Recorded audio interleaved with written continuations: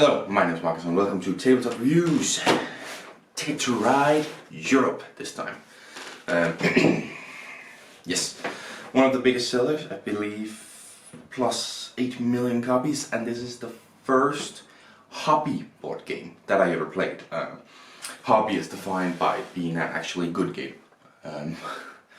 Monopoly, for example, is the biggest example of mass market games which are made very cheaply and not very good.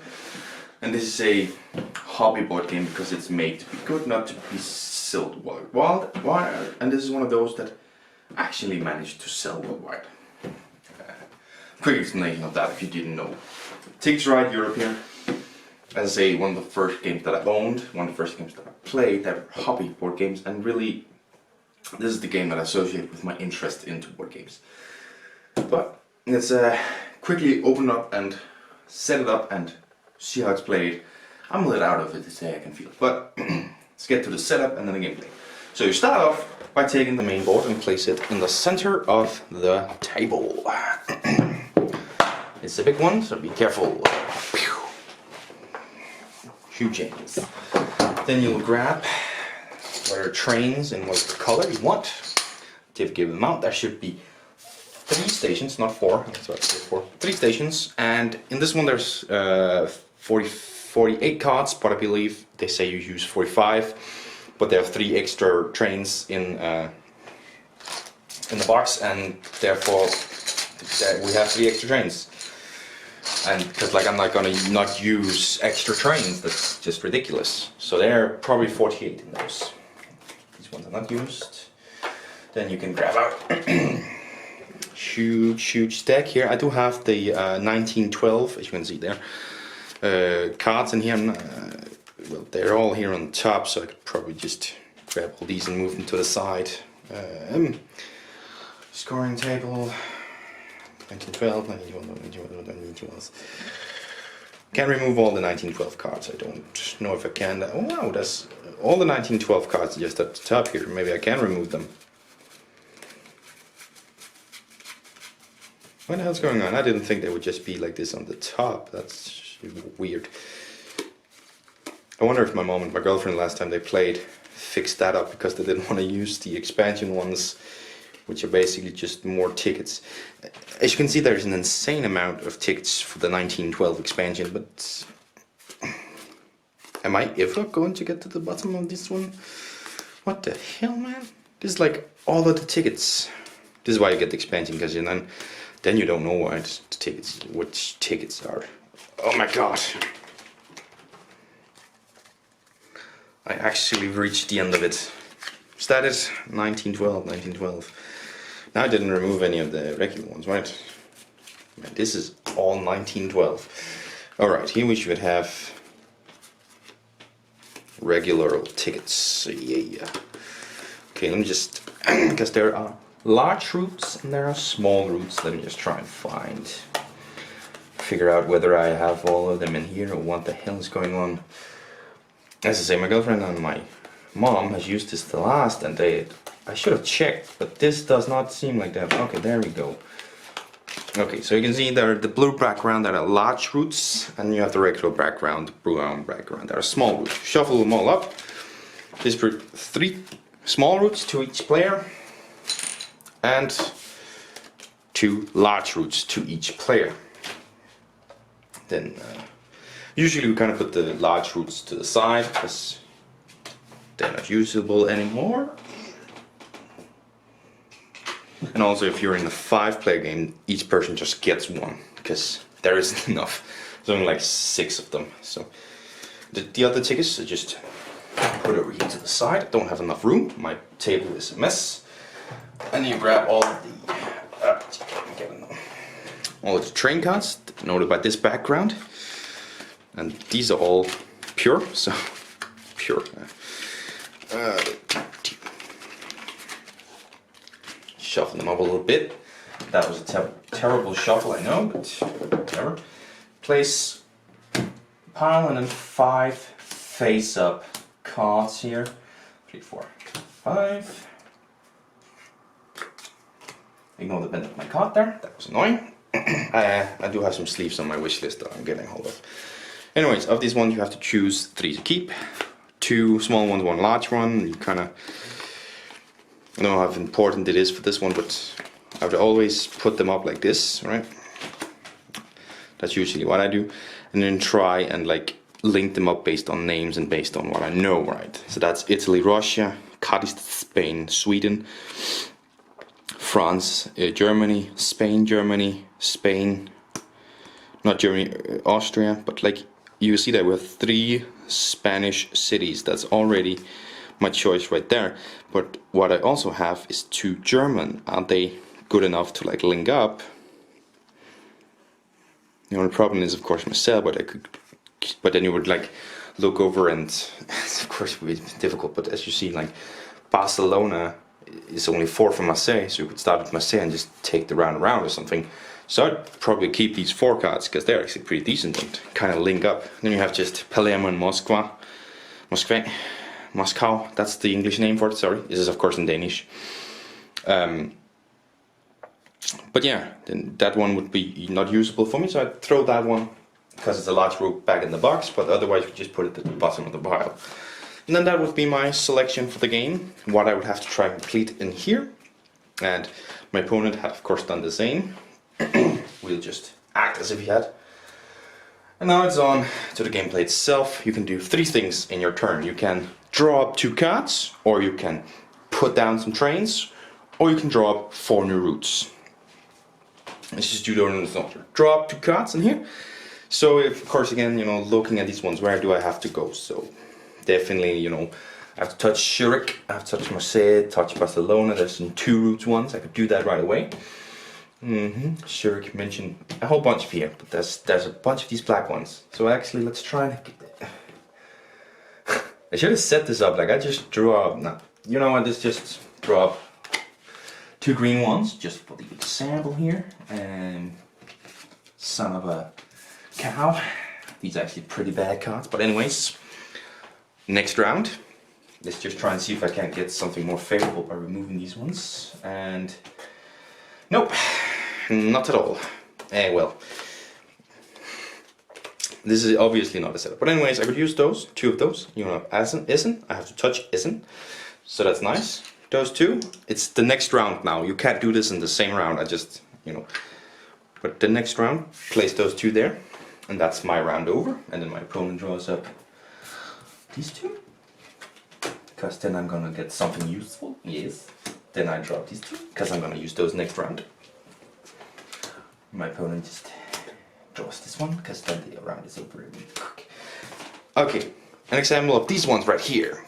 Bang, you have 2 pink, I want to place them there. Oh, that black one around shows that it is a tunnel, which means your opponent's gonna grab the deck, he's gonna draw up 3 cards.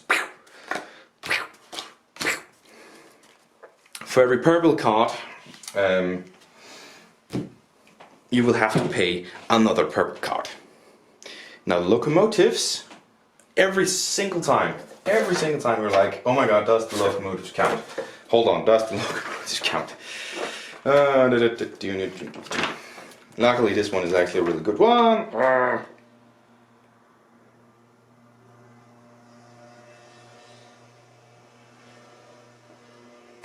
Every single time I actually have to read the rules. Locomotives doesn't count unless you've used locomotives. If you've used a locomotive, it would count and you have to pay another locomotive specifically. But if it's just purple like in this one, they have to be purple, you have to pay another purple. In this one, it paid off. And I placed this one. Now this one was of course the risk, because I only had 2 purple cards. You just, when you've used the cards, you just discard them in a pile over here. Bam, use cards.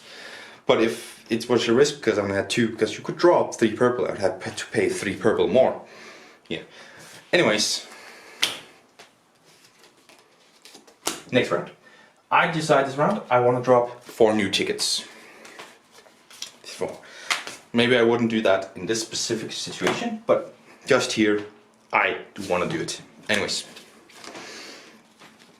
So draw up new tickets here. And then I, look at them. I only have to keep 1 of these. Then look at them. And the problem is I have a little bit of trouble remembering where some of these are. Gora, Kharkov, so that's that kind of one. Warszawa, Smolensk, so that's Russia, Poland. This one is also in Russia. Smolensk, Rostov, that's a fully Rostov. And then Madrid, Dieppe, so that's another Spain, France one. So with the cards I were going to have, this one would be a guarantee, but these ones kind of fit together. So do I want to risk it and grab like an entire second route all the way up here? Sorry, it's flipped upside down. Do I want to keep down here? I would fully have the choice here. And let's say I choose to just discard these other three. They will go in the bottom of the pile. And it's my opponent's turn now. There is, of course, this one's at the back end, bottom of the bag. I've committed. There's, of course, the stations. And what do the stations do? Well, the stations do that if, for example, I place them here, and I had a card going from here, and boom, let's just say that. That would mean Pamplona and Zurich is now connected. Now, I don't know if I can't remember if that's the route, but that's just an example. Pamplona to Zurich is now connected, but they don't count towards the end game bonus, which is having the longest route, giving you extra 10 points. These wouldn't count, but if I had connected it here, then I would have 2, 4, 6, 8. You would only have 4, so I'd have the longest. Now that's not very realistic. It's going to end there, but just an example. And of course you have the scoring table, the most important thing. This is basically, if you put down 1 train, you get 1 point. If you put down 2 trains, you get 2 points. 3 trains, 4 points. 4 trains, 7 points. 6 trains, 15 points. And 8 trains, 21 points. It reminds me, you of course start the game off by grabbing your point markers and placing them at the 100, which is 0 at the start of the game. But in this example, I would place down 2 times 2, so that's 4 points for the green one. And this one would have been 4, so that's 7 points for the red one, this example. Now, any unused station is worth 4 points at the end of the game. So, this is like removing 4 points from your total score. But it can have its ups and downs to it. That's what you do in the game. The little alterations to the rules, and that's it. I'll of course talk about the 1912 expansion in a later video alongside the 1910 expansion. That's what I'm going to do. But this is the Ticket to Ride Europe how to play. So let's get back to the table. Let me just clear this up here. Hopefully that's going to be really good on if I edit it properly with the sound. But we'll see. But anyways, that's Ticket to Ride. And yes, it is not set up right now because I'm filming this one, then I'm filming the setup. It's a thing. It's just a quick way of filming because I gotta get real quick film 2 episodes before I lose all my energy again. But that was the setup, and now let's talk about it. Let's start off by talking about, of course, we always talk about the gameplay of it. And the gameplay of Ticket to Ride Europe is, of course, basically the same as it will be in any Ticket to Ride out there. Which is why some people, probably just own one of them and not all of them, because they basically play the same. But there are some differences. But let's talk about all of it. First of all, the 3 main things, things that are the same. You can draw the cards, you can play a route, or you can get a new route. And I think those 3 simple, really brilliant. Mixes in a perfect way luck and choice. Right. The cards, you can draw 2 cards. You have a choice of 5 laying out, or you have the pile. Do you want a luck, or are you lucky enough that you can choose any of the 5, or do you have to push your luck and draw 2? And of course the choice of I can get this 1 card, locomotive, or I can get 2 cards, which is better. Sometimes it's better with the locomotive, but sometimes it is better with 2 cards. It is. A lot of people I've heard say you should always choose the locomotive. I disagree with that. You shouldn't always choose the locomotive. Sometimes it is better to choose 2 cards. I have to say. But that's up to the individual person. But as I say, mixing luck and choice, you have the 5 out, you can push your luck. I think that's really brilliant, because it's like I can use those, but only a little bit. Maybe I want some different ones. It's brilliant. It gives you the choice. You have playing the cards, which is it's not about luck. I mean, sure, this one adds luck to that with the tunnels, where it's like I'm betting on this one. Come on, draw 3. You know, are you lucky enough? Sometimes we risk it and we just go, I need to play 3 here. I only have 3. I cannot afford a drawing one. Please. All the time. But on the normal routes, of course, you just say, that's 2 reds, bam. And I think that's a brilliant way of doing it. It's like slowly building your route, and depending on, like, some people might want to, you know, I've got to go from A to B and I just start from A and just build. Sometimes you have, you know, a C and a D location and you like, I put some here, put some here, put some here, put some here, and slowly they merge together. Now some people say, like, if you've played enough, you know the routes, so like if you start from here and you go this way, you know you're gonna end up here. And I say, holy shit, you've played it a lot. Like, there's 1 or 2 routes I can remember because they show up frequently. But like, no way you can remember the routes. Like, seriously, no way.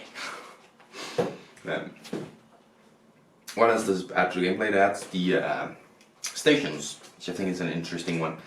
One where I will mention, the first time I played it, I was told if you have any left that is minus 4 points. It is not, it is plus 4 points. And I think the minus 4 points is interesting because it kind of forces you to use them. You want to use them. Where do I want to use them? Do I want to waste them? Or just, that's interesting. But it's definitely also interesting with plus 4. Like, you don't want to use them. I want to build my route. Did it get in the way? Can I build around it? It gives you a bigger choice and not just an immediate out. After some people talk about the stations make it too easy. I don't think it does. Because if you have used 0 stations, you're in a better position than your opponent has used 1. Because you get 4 more points just from that. And games of this can be close. Now, one game I've had was not close. I was 100 points behind 4th. So, but they can be really close. I have games that have been determined by 3 points or less, like 2. So, those 4 points can be make the difference. So the choice is difficult. And I think you underestimate it if you think that ruins it. Because that definitely, like, do I use it or do I not? I think it's a brilliant little, can I build around? Do I have enough trains? It's a brilliant little choice. And then of course you have the final bit, which is the routes. Just draw up new routes. You start off with 2 large ones and 3 small ones. You have to keep 3. And usually you would choose 1 large, 2 small ones. Usually, that's what mostly happens. Actually, I think that's in the rules. When I say mostly happens, I'm pretty sure that's actually the rule.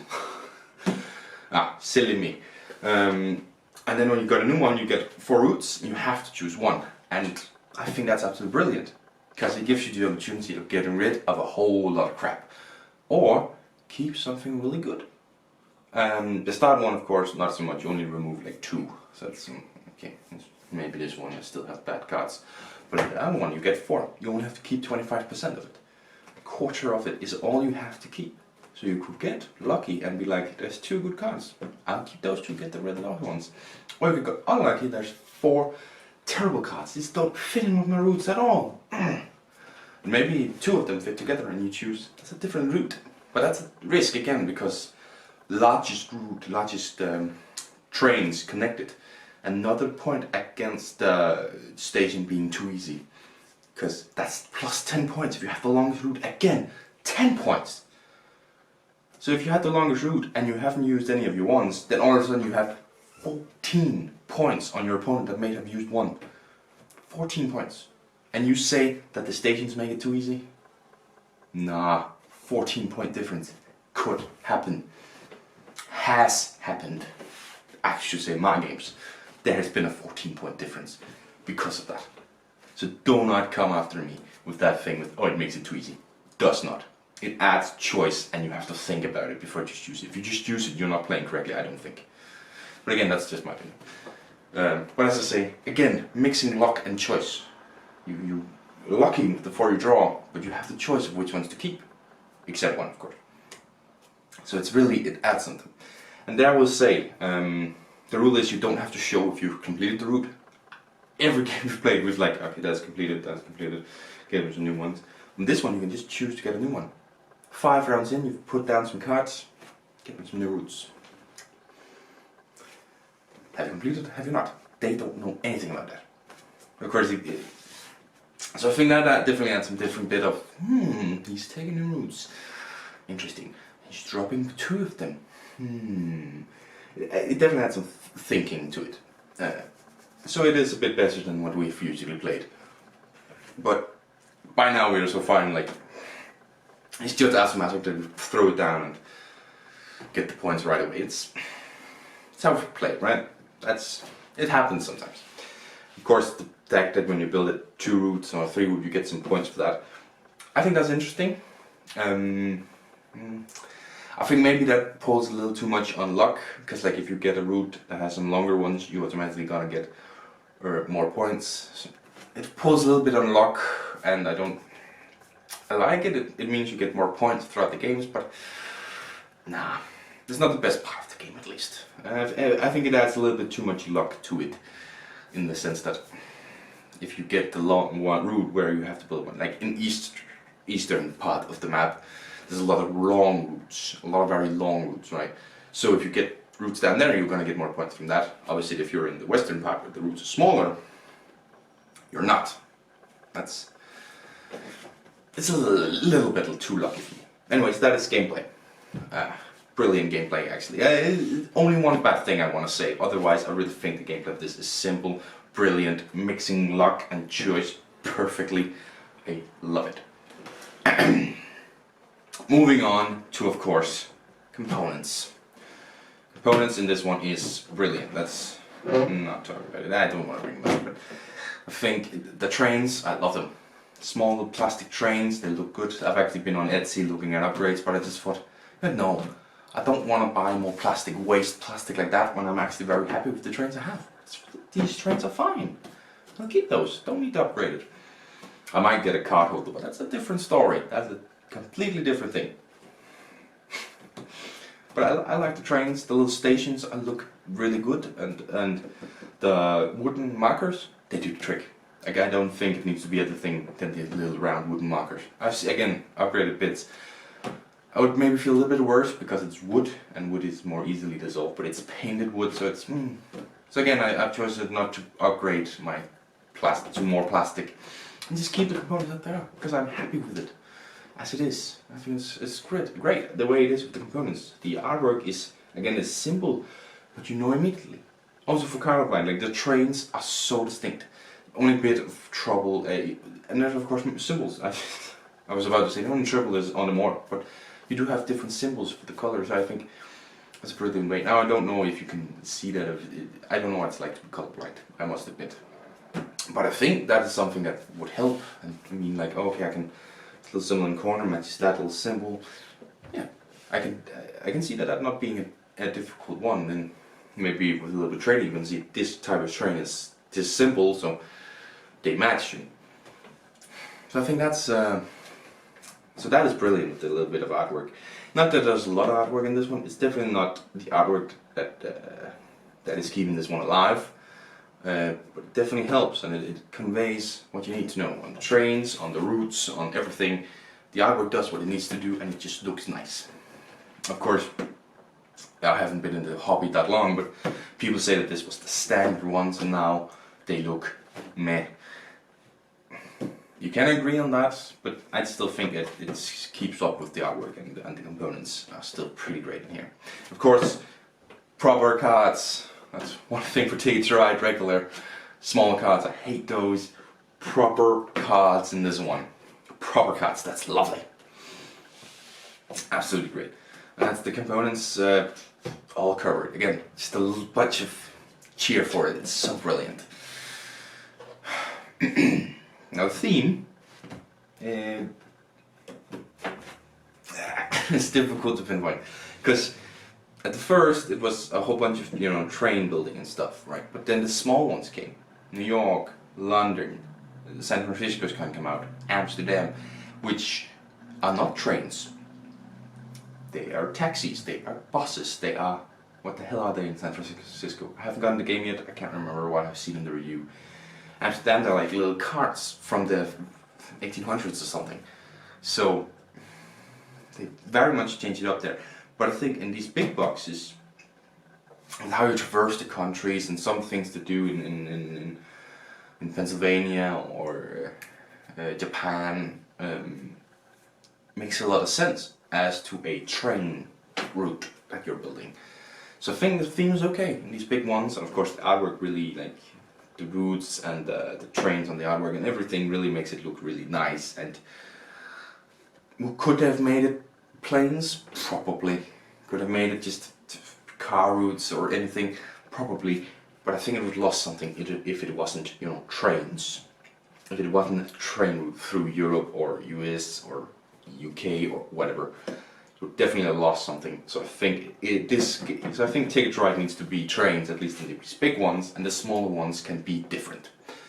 I think that's fine. So I think the theme goes through pretty well. Not as great as I could in other ones, but pretty well themed actually. Does it lie to you? I believe it's 5-player, I know that, but how long does it actually say on the box? I don't know how long it says. Why is this always a search? It just needs to be on every single corner, you can see it right away. I feel like I always search for. Oh, there it is. 2 to 5, 8 plus, 30 to 60 minutes. 2 to 5, yes. I think this is one of those rare games that work at all the player counts. Right? It works at 2, 3, 4, or 5. I've played it at all of them. I've had an equally great time. It changed up the strat a little bit because at 2 players it's very open. At 5 players it's very closed. So stations come more in handy at 5 players than they do at 2 players. So you might have a lower score at 5, but still it gives you an experience and it's great all the way through, I think. 30 to 60 minutes, upwards of an hour. Yeah, again, if you're more players, less players, it can depend, but I think it's okay. It's fairly accurate for board game standards to go. If you don't know, board games constantly lie to you on that one. I'm acting as if they don't, but they do. 8 plus. It depends on the person. My aunt is 46 and I can only play regular Ticket to Ride with her because she does not understand the stations nor the tunnels. So I have to play regular Ticket to Ride with her. I have not introduced her to one singular expansion. So 8 plus, it very much depends on the person. But if you have an active child who maybe understands the color difference and stuff, I would say start with regular Ticket to Ride, but if they can play that one, I think it's an evolution to go this one. But it wouldn't be the first one to play with a child, a younger person. Someone who's older, like I'm 21, I was played this one when I was 18. No problem there. I think that age you can understand. Unless you're my aunt. In that case you're... Oh, it's so fun. It's so fun. But, so I don't think it lies to you that much. A little bit with age, but... And final score. I said last episode with Meadow that I had only 5 games that I gave a 10 out of 10 to. You now know, one of them, Meadow. You now know 2 of them, because I gave Ticket to Ride Europe a 10 out of 10. But I gave regular Ticket to Ride an 8 out of 10. What is the 2-point difference? The stations and the tunnels. There is a game, Ticket to Ride, these big boxes, that I give 9 out of 10. That will come next time. I will not spoil it right now. Or I just spoiled it for the video, but I won't spoil which it is. Which only adds one of those elements, and I think it just makes it better. So 2 of the elements is 10 out of 10, 0 of the elements, 8 out of 10. 8 out of 10 is the base rating for Ticket to Ride. That's what all of them are going to work out of. 10 out of 10 for this one. It is one of the greatest games I've ever played. I love playing it.